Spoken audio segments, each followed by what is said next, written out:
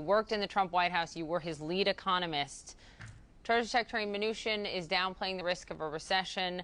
Former Treasury Secretary Larry Summers says 85 to 90% chance there is a recession and it won't be mild. And Gary Cohn, who worked with you at the White House, says we're already in a recession. Are we in or heading to a recession?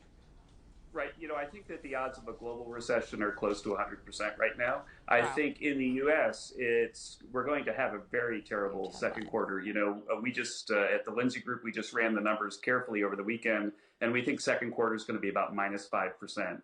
And we think the jobs number in early April might be, as much as minus a million or so, because there are going to be a lot of people. Nobody's going to get hired next week in the survey week.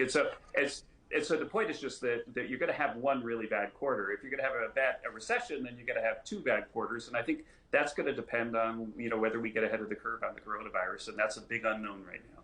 Okay, Kevin, a lot of news there. Not only did you say close to 100% chance we have a global recession, but you think we will lose 1 million jobs in April? It's a very, very hard thing to figure. But basically what happens in the job market is that the gross flows in and out of work are much bigger than the net. And so that there are millions and millions of people who are hired and fired every month. And then that 200,000 number you see is the net.